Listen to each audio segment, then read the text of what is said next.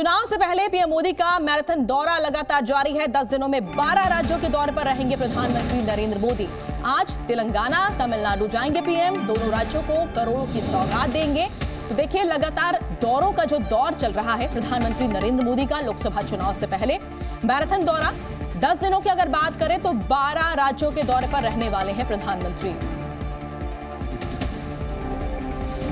Mission दक्षिण के तहत प्रधानमंत्री की ताबड़तोड़ कई जनसभा होगी और दक्षिण के 3 राज्यों की 77 लोकसभा सीटों को साधने का प्रयास करेंगे। तेलंगाना में करीब 62,000 करोड़ की विकास परियोजनाओं का उद्घाटन और शिलान्यास करेंगे। तेलंगाना के आदिलाबाद और संगारेड्डी जिलों में बिजली, रेल और सड़क क्षेत्र से संबंधित कई विकास परियोजनाओं की सौगात देंगे। उसके बाद तमिलनाडु के कलपक्कम में एक कार्यक्रम में हिस्सा लेने के बाद शाम को चेन्नई में जनसभा को संबोधित करेंगे। हैदराबाद पहुंचकर रात में विश्राम करेंगे और मंगलवार 5 मार्च को तेलंगाना के संगारेड्डी में विकास परियोजनाओं का उद्घाटन और शिलान्यास करेंगे।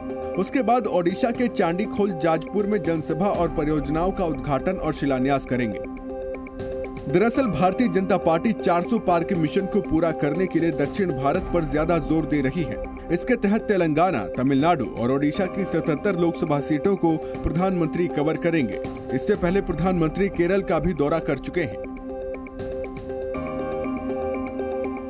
मिशन 400 को हासिल करने के लिए प्रधानमंत्री नरेंद्र मोदी कोई कसर नहीं छोड़ रहे हैं और लोकसभा चुनाव की तारीखों की घोषणा से पहले मिशन मोड में काम कर रहे हैं।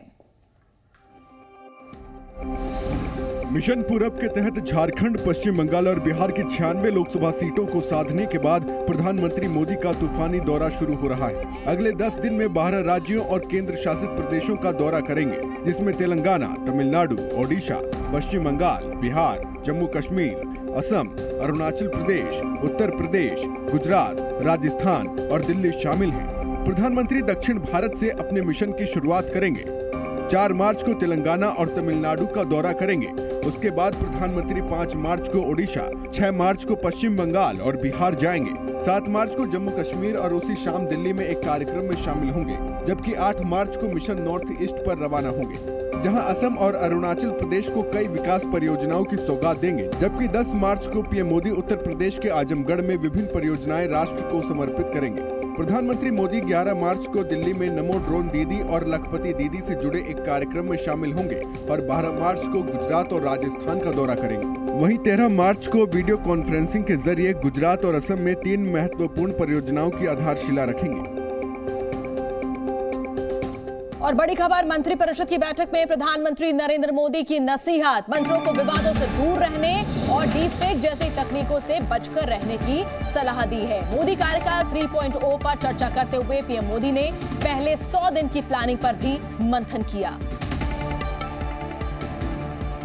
बैठक में अगले 5 साल की योजनाओं, विजन डॉक्यूमेंट विकसित भारत 2047 और प्रधानमंत्री मोदी के तीसरे कार्यकाल के दौरान पहले 100 दिन की योजना पर चर्चा हुई। सूत्रों के मुताबिक प्रधानमंत्री ने मंत्रियों से कहा कि लोगों से मिलते वक्त सावधानी बरतें। मंत्रियों को विवादों से दूर रहने और हर मुद्दे पर बयान देने से बचने की सलाह दी गई।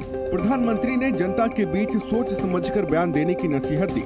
इसके अलावा प्रधानमंत्री ने डीप फेक से भी सावधान रहने की नसीहत दी।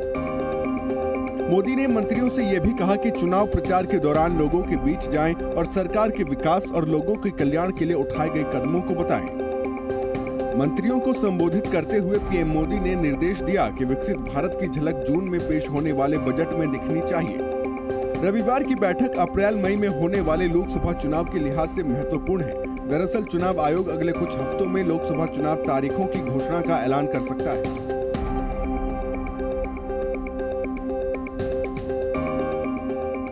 बीजेपी ने पहली लिस्ट में 195 उम्मीदवारों के नामों का ऐलान कर दिया है। जिन सांसदों का टिकट कटा, उनमें से कई संन्यास का ऐलान कर चुके हैं, तो कुछ टिकट मिलने के बाद भी लौट आने को मजबूर हैं।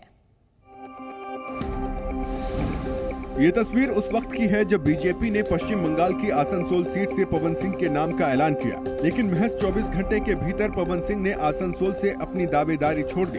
सोशल मीडिया पर लिखी पोस्ट में पवन सिंह ने निजी कारण का हवाला दिया। पवन सिंह के नाम के ऐलान के बाद से टीएमसी ने उनके विवादित गानों की कुंडली खोल दी और बंगाली अस्मिता का मुद्दा उठाकर बीजेपी के खिलाफ माहौल बनाना शुरू कर दिया था। वहीं चांदनी चौक से बीजेपी सांसद डॉक्टर हर्षवर्धन ने भी राजनीति से संन्यास का ऐलान कर दिया।